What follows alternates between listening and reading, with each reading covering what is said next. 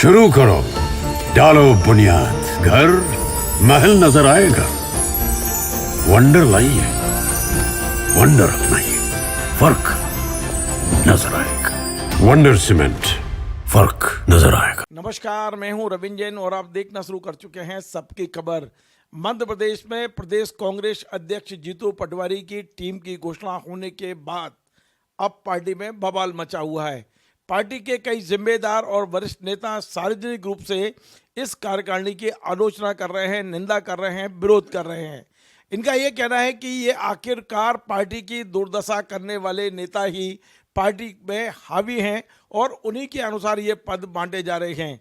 मैं आपको बता दूं कि तमाम सारे नेता विरोध कर रहे हैं, लेकिन जो बड़े मुद्दे हैं उनमें एक मुद्दा है कि कमलनाथ जी के जो पुत्र हैं नकुलनाथ, जो एकमात्र पिछले दोनों सांसद रहे कांग्रेस की ओर से, उनका नाम इस सूची से गायब कर दिया गया है। जबकि दिग्विजय सिंह जी के पुत्र इसमें शामिल किए गए हैं, कांतिलाल भूरिया के पुत्र इसमें शामिल किए गए हैं। दूसरी ओर इंदौर में जो कांग्रेस के शहर कांग्रेस अध्यक्ष रह चुके हैं प्रमोद टंडन, उनकी भी उपेक्षा हुई है, उन्होंने इस्तीफा भेज दिया है। तीसरा, लक्ष्मण सिंह जो दिग्विजय सिंह जी के छोटे भाई हैं, वो वैसे ही पार्टी से काफ़ी नाराज चल रहे थे। पिछले दिनों उन्होंने कांग्रेस अध्यक्ष मल्लिकार्जुन खड़गे को एक सुझाव दिया था कि दलालों को पार्टी से दूर रखिए, और जब कार्यकारिणी आई तो लक्ष्मण सिंह का नाम दूर कर दिया गया। तो क्या लक्ष्मण सिंह जी का जो बयान था पार्टी ने उन्हें वही समझ लिया जो लक्ष्मण सिंह जी कह रहे थे? ये तमाम सारी चर्चा हैं। कार्यकारिणी की घोषणा के बाद लक्ष्मण सिंह के ट्विटर अकाउंट पे आप जाएंगे तो उन्होंने लिखा है कि जो 177 लोगों की कार्यकारिणी है, ये यदि अपनी विधानसभा जितवा दे तो सरकार बनना तय है, लेकिन कांग्रेस के ये सारे प्रयोग असफल रहे हैं अभी तक। ये लक्ष्मण सिंह जी का बयान है। अब मैं आपको ले चलता हूँ बिंद के दिग्गज नेता अजय सिंह राहुल भैया की तरफ। उन्होंने तो भोपाल में मीडिया से बातचीत करते हुए जो कुछ कहा है वो एक तरह से पार्टी को आईना दिखाने वाला है। उनका तो कहना है कि कांग्रेस का तो अब भगवान मालिक है, कांग्रेस की दुर्दशा के लिए जो लोग जिम्मेदार हैं वही इस कार्यकारिणी को बनाने में संलग्न थे। 3 मिनट का उनका जो एक बयान है वो पूरा के पूरा मैं आपको सुनवाता हूँ। एक एक व्यक्ति के पास कई है उदाहरण के तौर पर। अब उदाहरण के तौर से बहुत हैं, और इसमें तो जिनने नाम दिए, जिनने बनाया, उनको सोचना चाहिए था। इतने महीने बाद यदि इस तरह से भी ख्याल नहीं रखा गया तो दुर्भाग्य। आप महाराष्ट्र की बात करें तो आपसे भी कोई रायशुमारी हुई थी क्या? कोई बातचीत हुई थी? कितने लोगों को संगठन में जगह दे सकते हैं? नहीं, रायशुमारी क्या हुई क्या नहीं हुई तो अलग बात है, लेकिन हमारे अंचल के साथ कांग्रेस की सोच सही नहीं है। रीवा, सीधी, सिंगरौली, अनूपपुर, उमरिया, कटनी, ये कोई उदाहरण के लिए 2-3 नाम कहीं हो जाए 8-9 जिले में तो बड़ी बात है। और क्या इसी से मजबूती होगी कांग्रेस की? कुछ लोग ऐसे हैं, कुछ नेता जो बीजेपी में चले गए, उनके समर्थकों को भरपूर जगह मिली है। अब ऐसे लोगों का ही आजकल बोलबाला है। सोच समझ के सब होना चाहिए था, ये दुर्भाग्य है। सर, महाराष्ट्र के चुनाव के बाद भी कर सकते थे। अब ये तो क्यों तय किया अभी घोषित करने का लिए, तो हमें ये जानकारी है नहीं। सर, अब ये कहा जा रहा है कि जो नाराज नेता हैं उनको आगे एडजस्ट किया जाएगा, सचिव, सहसचिव, दूसरी कमेटी, पॉलिटिकल अफेयर्स कमेटी समिति है, उसमें जगह दी जाएगी। यदि फिर से उसी तरह जैसे पहले जम्बो कमेटी बनानी हो तो बात दूसरी है। यदि इतना समय लगा तो कुछ सोच समझ के सही तरीके से होता। सवाल ये नहीं कि कितने लोग हों, सवाल ये है कि जो समय दे सके संगठन में। कोई विधायक है तो अपनी विधानसभा देखेगा कि वो संगठन में काम करेगा। 20 से ज्यादा विधायकों को जगह मिली है। सर भैया, मैं तो कह चुका हूं। इस बात को आप दिल्ली आला कमान को ये बात अपनी रखेंगे उनके सामने? जिस स्तर पर जहां रखनी होगी जरूर रखूंगा। सर, ये मानते हैं आपके मौजूदा जो आपके नेतृत्व करता है मध्य प्रदेश के, वो पीछे से कोई और चला रहा होगा जो आप कह रहे हैं कि जिनके कारण ये सब हुआ है? और मैं तो कह चुका हूं, खुलेआम कह चुका हूं। आगे चल के नाम भी बता दूंगा किन नेताओं के चक्कर हैं। तो आपने अजय सिंह जी का बयान सुना, और ये जो विद्रोह की आग है, जो बगावत की आग है, जो विरोध के तेवर है, ये बढ़ते चले जा रहे हैं। आप इस संबंध में मैं आज बात करूंगा मध्य प्रदेश के वरिष्ठ पत्रकार अजय बोकिल जी से। हम समझने की कोशिश करते हैं, यद्यपि ये कोई पहली बार नहीं हुआ है, जब भी कांग्रेस की कार्यकारिणी आती है विरोध होता है, लेकिन इस बार का विरोध पहले वाले विरोधों से कितना अलग है। अजय जी, आपका बहुत बहुत स्वागत है। आपको 4 दशक मध्य प्रदेश की पत्रकारिता को देखते हुए है, आपको शायद याद नहीं होगा कि कभी कांग्रेस की कार्यकारिणी आई हो और विरोध के स्वर ना उठे हों, क्योंकि कांग्रेस है तो कांग्रेस के अंदर विरोध करने वाले नेता अपनी बात कहने के पीछे नहीं हटते हैं। इस बार जो कार्यकारिणी आई है उसे आप किस रूप में देख रहे हैं, और जो विरोधी स्वर उठ रहे हैं ये जीतू पटवारी के लिए कितने हानिकारक या लाभकारक होंगे? देखिए, कांग्रेस की कार्यकारिणी तो हमेशा से ही विवादों में रही है, चाहे कोई बनी हो। कभी कम विवाद होते हैं, कभी ज़्यादा होते हैं, इतना ही फर्क पड़ता है। अब ये कांग्रेस चूँकि लोकतांत्रिक पार्टी है, इसलिए वो मानते हैं कि उन सबको कहने का हक है, लेकिन सवाल ये है कि क्या जो कार्यकारिणी बनी है वो किस भावना से बनी है? क्या वो बदले की भावना से बनी है या वो सर्वसमावेशी कार्यकारिणी बनाने के उद्देश्य से बनी है? इस कार्यकारिणी को देखकर तो कम से कम ऐसा नहीं लगता है, क्योंकि जिन बड़े नामों को छोड़ दिया गया है और उनके समर्थकों को शामिल नहीं किया गया है, तो सवाल ये है कि फिर ये आखिर चली किसकी है? अजय सिंह जी का जो बयान आपने सुनाया तो वो दुखी हैं कि भाई उनके आदमियों को उसमें नहीं लिया गया। तो सवाल ये है कि ये कारणिका किसी एक क्षेत्रीय स्तर पर झुकी हुई है, जातीय स्तर पर झुकी हुई है, या और किसी कारण से जो है कुछ खास गुट के लोगों को इसमें ज़्यादा महत्व दिया गया है, बजाय इसके कि हर क्षेत्र के, हर जाति के, हर सोच के लोगों, हर गुट के लोगों को उसमें शामिल किया जाए। तो ऐसा इसमें कम से कम नहीं लग रहा है। हालांकि असंतोष पहले भी होता था, लेकिन इस बार जिस तरह खुल के हो रहा है वो मेरे ख्याल से नई बात है। और दूसरा यह है कि पार्टी के अंदर से पता 177 की कार्यकारिणी बनी है। हालांकि पिछली जो कार्यकारिणी बनी थी कमलनाथ जी के समय में वो जनवरी 2023 में बनी थी, तो उसमें 150 महासचिव बनाए गए थे। इस बार 71 कर दिए गए, तो उनकी संख्या घटा के आधी कर दी गई है लगभग। पर आप सोचिए कि मध्य प्रदेश में कुल जिले 55 हैं और 71 या 150 महासचिव पार्टी के बनते हैं, तो ये महासचिव करेंगे क्या?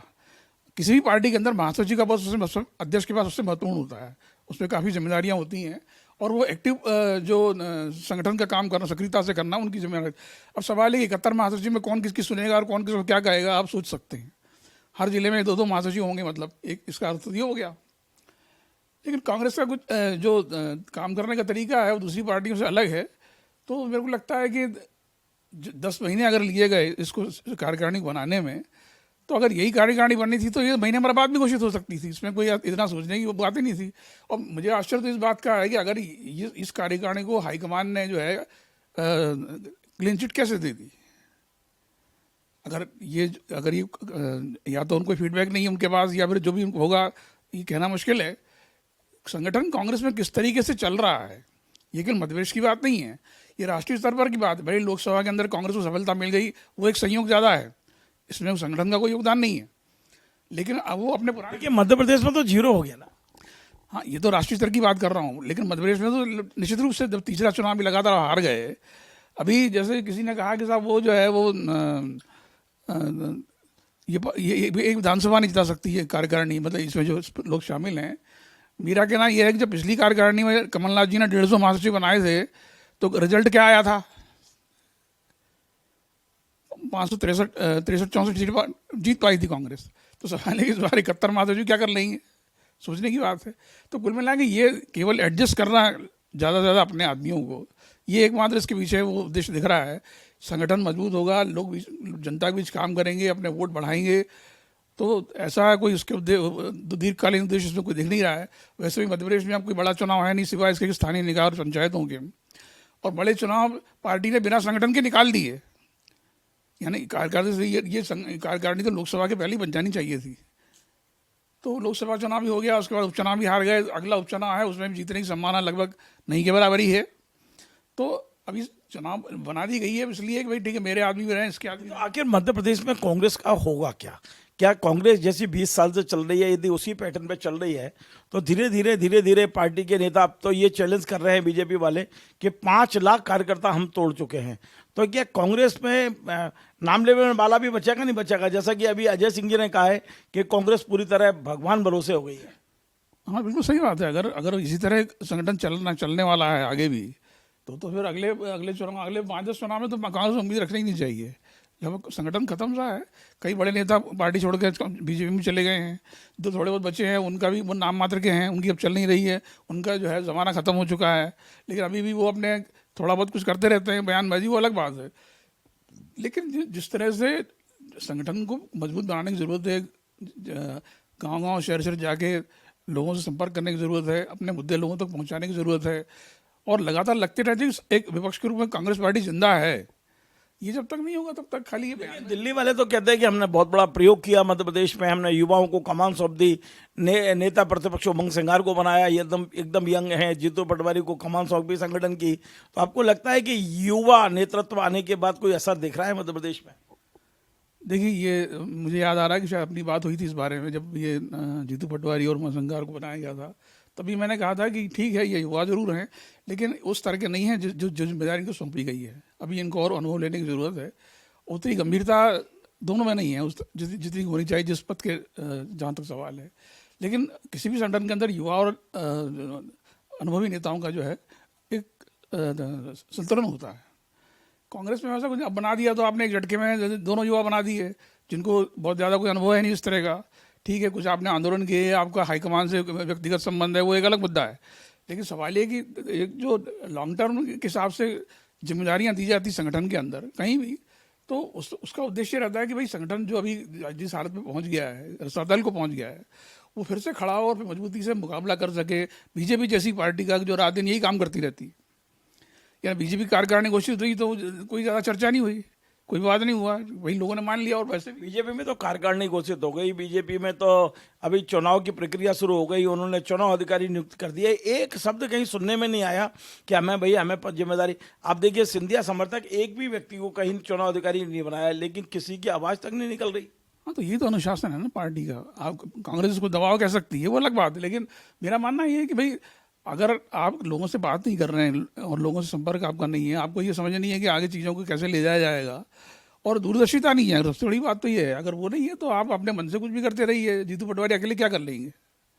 एक चीज हो रही है कि अभी हमने कुछ दिन पहले देखा था, राहुल गांधी जी अचानक दिल्ली में कमलनाथ जी के बंगले पे पहुंचे, 2 घंटे रुके, भोजन किया, और उसके कुछ दिन बाद कार्यकारिणी आई तो कमलनाथ जी के बेटे का नाम गायब हो गया।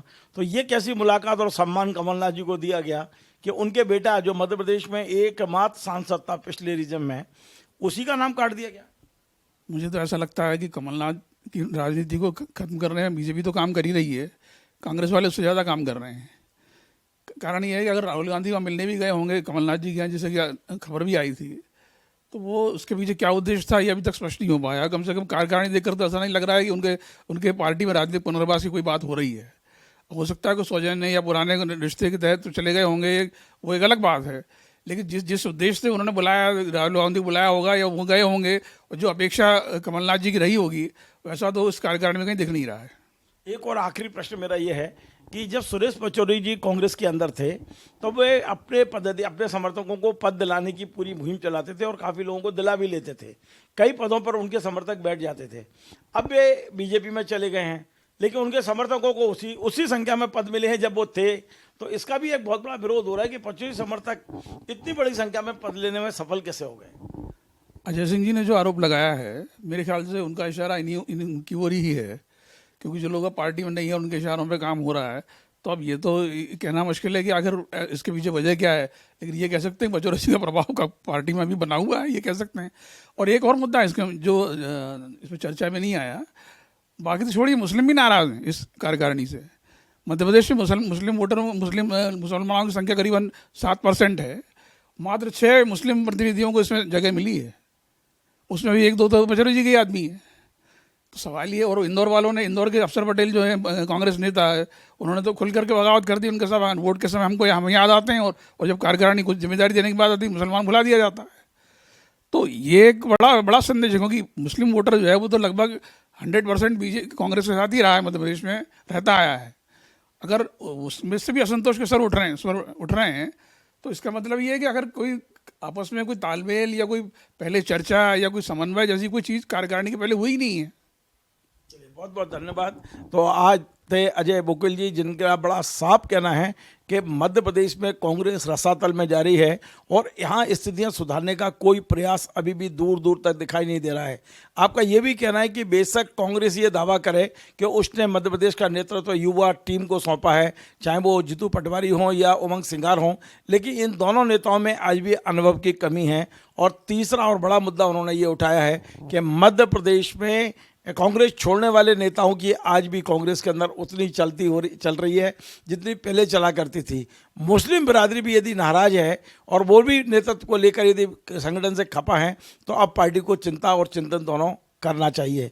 आपको हमारा कार्यक्रम पसंद आए तो आप इसे शेयर करें, लाइक करें, कमेंट करें और आपसे बार बार निवेदन है हमारे इस चैनल को सब्सक्राइब अवश्य करें। धन्यवाद। शुरू करो, डालो बुनियाद, घर महल नजर आएगा।